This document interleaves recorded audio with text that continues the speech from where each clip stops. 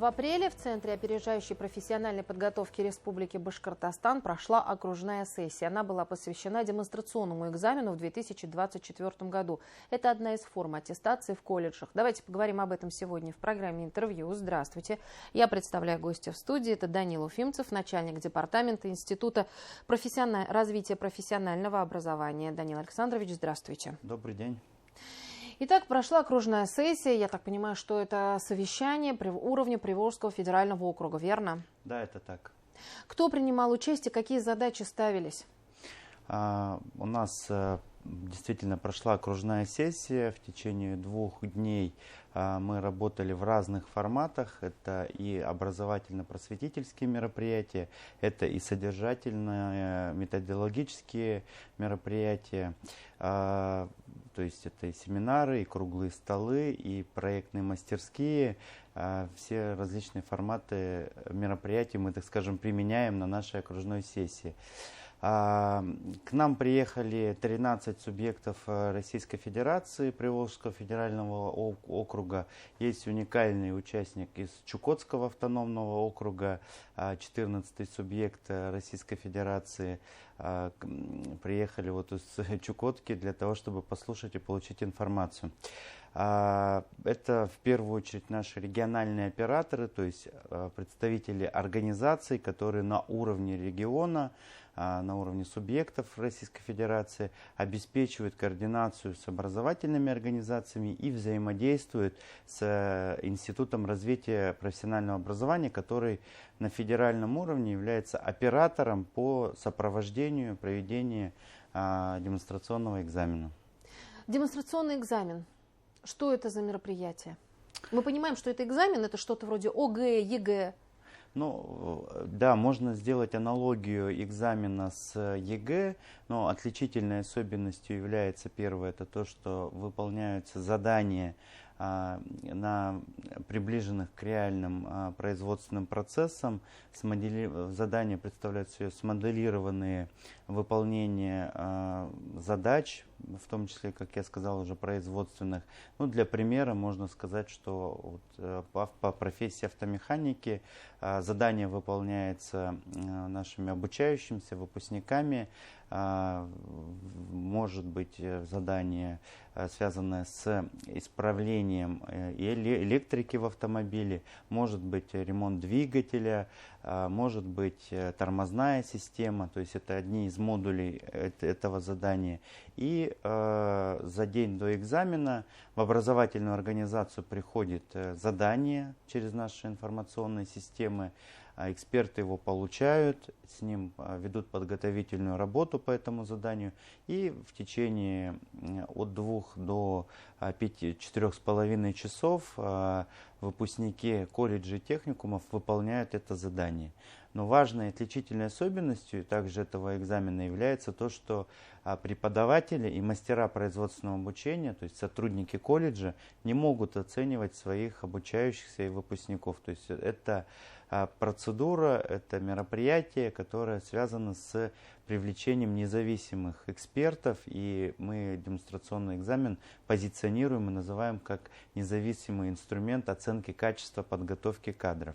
И важно отметить, что преимущественно в этом году, с прошлого года, с 2023 года, у нас все больше и больше в оценке выполнения заданий демонстрационного экзамена принимают участие организации работодателей. И это действительно хорошая такая тенденция, динамика вовлечения организации работодателей, поскольку для предприятий, компаний, организаций нужны кадры, они приходят в колледж на разных этапах, и демонстрационный экзамен как форма ГИА, государственной итоговой аттестации, является заключительным мероприятием. И на выходе, когда у нас идут дипломные работы, экзамены, выпускники демонстрируют тому, чему они научились, насколько они хорошо могут ремонтировать машины, готовить еду, ну и разные, конечно же, профессии, специальности у нас проводятся, и по каждой профессии, специальности есть свой, так скажем, эксклюзив, уникальность в части выполнения заданий демонстрационного экзамена. Данил Александрович, означает ли это, что наконец-то между теорией и практикой сокращается расстояние, и уже на выходе выпускник колледжа любого среднеспециального образовательного учреждения не просто на бумаге излагает свои мысли, а руками показывает результат своей работы? Вы совершенно справедливо и правильно отметили, что действительно сейчас вообще в целом государственная политика на федеральном уровне, на региональном уровне ведется к тому, что больше в образовательном процессе, в учебном процессе уделяется практической подготовке, когда вместо теории, ну теорию, конечно, тоже нужна, но процент количества теории снижается, практика увеличивается. И действительно на экзамене человек демонстрирует на реальном оборудовании, инструментами, показывает свою практическую подготовку, чему он научился. Потому что это действительно важно, чтобы когда он получит диплом, он пришел в организацию к работодателю и встал у станка и начал сразу приступать к производственным процессам. Это к вопросу подготовки кадров, когда была у нас такая тенденция, да, когда говорили, что работодатели не удовлетворены качеством подготовки кадров и нужно готовить выпускников после обучения. Сейчас, конечно же, ситуация кардинально поменялась, и система среднего профессионального образования может действительно этим гордиться. И одним из таких вот мероприятий это является как раз-таки способствующий вот этому доверию со стороны работодателей и образовательных организаций. Это демонстрационный экзамен, когда действительно работодатель может себе во время экзамена сформировать предложение, выбрать выпускника, дать предложение для трудоустройства. И в прошлом году у нас по всей стране более 16 тысяч компаний, предприятий принимало участие в демонстрационном экзамене. То есть работодатели охотно откликаются на такого рода мероприятия? Да, конечно же, безусловно. Тенденция, динамика увеличения количества участия организации работодателей, она растет, и это действительно возможность в какой-то степени для компаний, предприятий сэкономить ресурсы, когда, если, допустим, с платформ получают резюме, на бумаге может быть написано одно про кандидата, а фактически работодатель не знает, действительно ли владеет он этим компетенциями или не владеет, или на каком уровне это он владеет. И нужно какое-то проводить тестирование, как-то проверять, тратить на это время, деньги, да, я имею в виду человеческие трудозарплаты, то трудозатраты, кого-то с производства отвлекать. А тут есть возможность прийти на экзамен, конкретно увидеть, что человек умеет, и дать возможность трудоустройства. Ну и плюс я хочу отметить, что по итогам демонстрационного экзамена у нас выдается цифровой паспорт компетенции. Это электронный документ, который формируется нашей платформой, и выпускники в личном кабинете могут этот документ скачать, а там отражены конкретные результаты. Но могу привести пример относительно того, чтобы было более понятнее еще в части демонстрационного экзамена при выполнении заданий в логике цифрового паспорта компетенции отражение результатов. Это, допустим, возьмем поваров, когда есть модуль, допустим, горячее блюдо, есть модуль десерт, есть модуль холодные закуски, да, и, так скажем, компании, которые занимаются питанием, то есть рестораны, кафе, приходят на этот экзамен, и если работодатель понимает, что ему нужен специалист на горячее, он как раз-таки на результате может в результатах на это делать акцентирование и подбирать человека, либо кто владеет всеми тремя, допустим, этими модулями, а владел хорошо и у всех уровень, а может взять человека, который вот хорошо делает только горячие закуски, а остальные результаты ниже, и, соответственно, тем самым закрыть свою кадровую потребность. И эти результаты как раз таки и отражаются в цифровом паспорте компетенции. Это я к чему говорю? К тому, что если не было возможности принять участие в экзамене, то по итогам экзамена человек, получивший цифровой паспорт компетенции, рано или поздно может прийти к работодателю и прийти с этим цифровым паспортом компетенции, где показать и рассказать, что он умеет, и то, что отражено непосредственно в этом документе. В этом документе есть QR-код, можно перейти, организация работодателя, зайти на сайт, вбить номер цифрового паспорта компетенции и более подробно ознакомиться со всеми результатами, которые на бумажном виде все, конечно же, не помещается.